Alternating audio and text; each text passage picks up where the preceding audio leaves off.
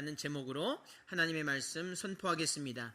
오늘 모든 성도 가운데 하나님의 놀라운 은혜가 임하시고 우리 가운데 평화가 있으며 하나님 주신 은혜가 있고 하늘에는 영광이 될 줄로 믿습니다.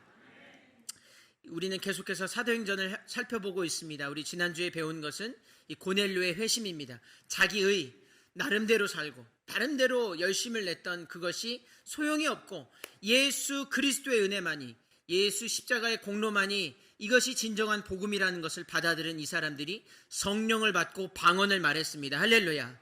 이와 같은 역사가 저와 여러분 가운데 넘쳐 흘러나게 되기를 주의 이름으로 축원합니다. 그 고넬료의 회심이 너무 중요했어요. 그 고넬료에 또 모였던 사람들의 성령 받은 역사가 너무 중요했습니다. 결국 이 베드로가 오늘 본문 전에 보니까 이 유대 사람들에게 증언합니다. 자기의 사도들과 형제들이라 표현되어 있습니다.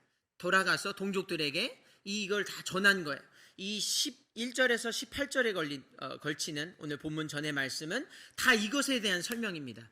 그대로 일어났던 것, 이 10장에 일어났던 모든 일을 상세히 말해주는 것을 볼 수가 있습니다. 그 말씀을 살펴보게 되면 네 가지 특징이 있는데 첫 번째로 뭐가 있냐면 성령의 역사는 역시나 질서가 있다는 거예요. 질서가 있다는 것입니다. 11장 4절에 보니까 베드로가 저에게 이 일을 차례로 설명하여 그랬습니다. 그러니까 성령의 역사는 차례로 설명이 됩니다.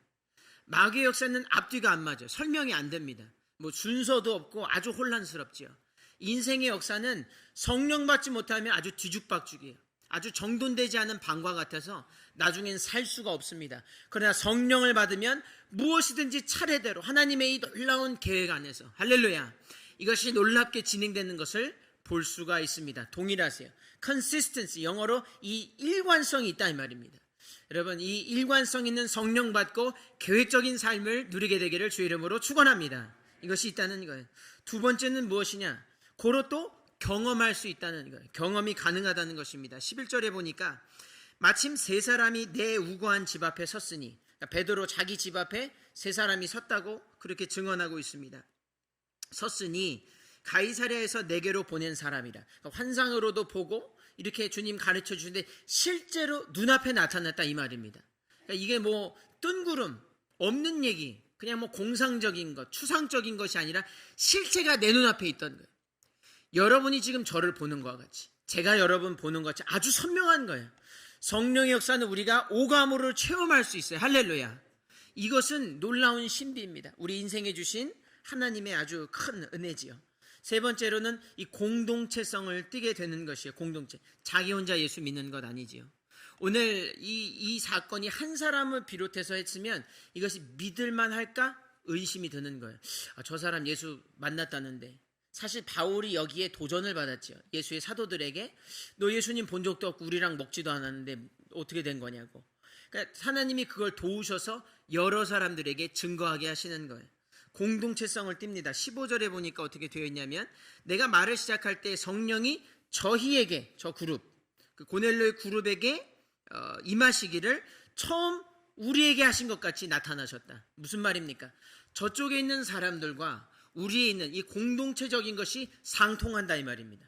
똑같이 방언하고 똑같이 복음을 받아들여서 같은 역사, 아는 일과 믿는 일에 하나가 되는 것. 여러분 이게 가능하시겠습니까? 여러분 이 온라인 매체를 이렇게 보고도 여러분 이게 유튜브를 보게 되면 각국에서 이 매체를 접할 수 있지 않습니까? 지금 이 설교도 마찬가지. 근데 해석이 다 달라요. 그렇죠? 사람들이 생각하고 이런 게 다 달라요. 자기 마음대로 다 해버려요. 근데 이 성령의 역사는 똑같이 방언을 받는 거예요. 할렐루야. 이것이 연속성일 뿐만 아니라 이 공동체성을 가지는 거예요. 이단들은 무엇입니까? 이 공동체성이 없어요. 있는 것 같은데 그 개교에서 그치는 것입니다. 거기서만 쉬쉬하고, 그렇죠? 비밀로 하고. 성령의 역사는 투명해요. 공동체적입니다. 여러분 이건 누구 나눌 수도 있어요. 다 가서 그냥 다 말해도 아무 문제 없습니다. 할렐루야. 여러분 이 삼위일체 공동체성입니다. 함께하는 거예요. 함께함의 은혜가 여러분에게 임하게 되기를 주의 이름으로 축원합니다. 너무 중요하죠.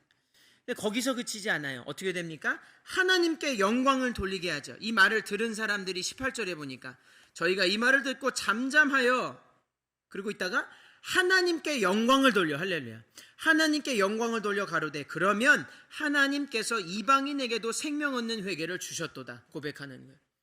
하나님께. 여러분, 성령 받지 못한 교회도 우리가 저번에 나눴듯이 이것은 아주 비참해지는 거예요. 성령 받지 못하면 그냥 우리끼리 웃고 떠들고 끝납니다. 우리끼리 좋은 거예요. 우리끼리 아유 대단하다 없다는 거예요.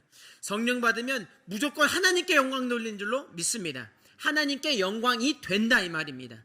하나님이 영광을 받으실 만한, 이 하나님이 정말 기뻐하실 만한, 예수님 성령 받은 예수님께 이는 내 사랑하는 아들이요 기뻐하는 자라.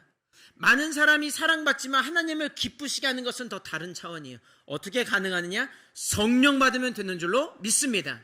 이제 흩어졌습니다. 막 복음을 전하기 시작해요.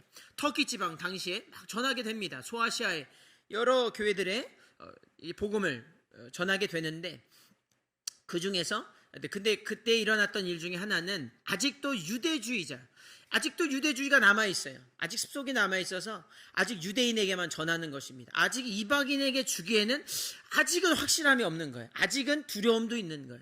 이방과 또 사이가 좋지 않았기 때문에 이게 참 어려웠던 것입니다. 그래서 주로 유대인들이 개종한 유대인들에게 이방 땅에 있는 유대인들에게 이렇게 복음을 어쨌든 열심히 전하는 것을 볼 수 있습니다.